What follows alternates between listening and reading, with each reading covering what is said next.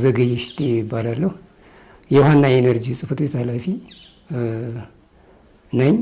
እንግዲህ እንደ ማቻክል ወረዳ የውሃና የኤነርጂ ጽሕፈት ቤት በ2018 ዓመተ ምህረት በርካታ የውሃ ተቋማትና ባዮጋዝ ለመገንባት እቅድ ይዘናል። በመጀመሪያ እንግዲህ እነዚህን የውሃ ተቋማትና የባዮጋዝ ግንባታችን ለመገንባት በጀት ያስፈልጋል። በጀት ከመንግስት፣ ከአጋር አካላት እንዲሁም ከፕሮጀክቶች አጠቃላይ ከ15 ሚሊዮን ብር በላይ የሆነ በጀት ተመድቦልናል። ይህም የመጀመሪያችን እቅዳችን የመጠጥ ውሃ ግንባታ ነው። የመጠጥ ውሃ ግንባታ ላይ እቅዳችን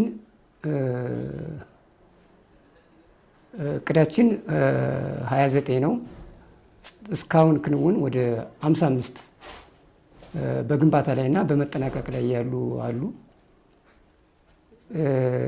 ይህንን ብዬ ከዚህ ከመጠጥ ውሃ ግንባታ አንጻር አጠቃላይ ፍትሐዊና ተደራሽ ለማድረግ በየቀበሌው ባለሙያዎችን በመመደብ በ28ቱም ቀበሌ ባለሙያ በመመደብ የፍላጎት ፈጠራ እና ቦታ መረጣ አካሄደናል። ወደ 112 የቦታ የፍላጎት ፈጠራ አካሄደናል። 92 ቦታ መረጣ አድርገን አሁን ወደ 55 ውሃዎችን እየገነባን ያለ። ለዚህም በህብረተሰቡ በጥሬ ገንዘብ፣ በቁሳቁስ፣ በጉልበት በሚል ወደ 5 ሚሊዮን ብር በላይ ከ5 ሚሊዮን ብር በላይ መዋጮ አውጥቷል ማለት ነው አርሶ አደራችን። ይሄ ነው ከመጠጥ ውሃ ግንባታ አንጻር ማለት ነው። ሌላው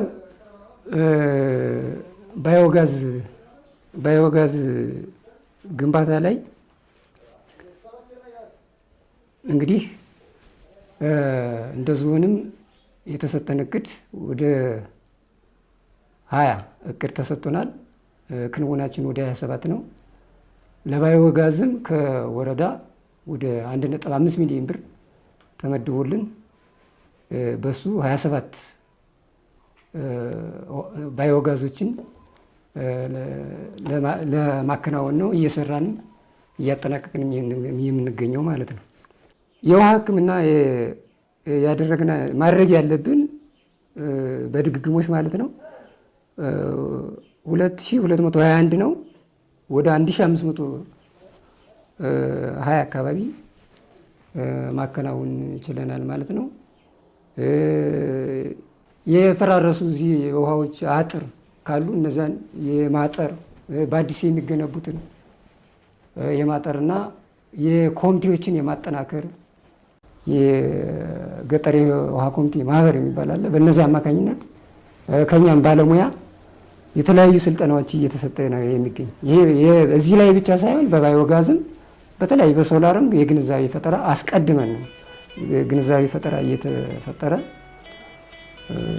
ስራዎች እየተሰሩ ያለ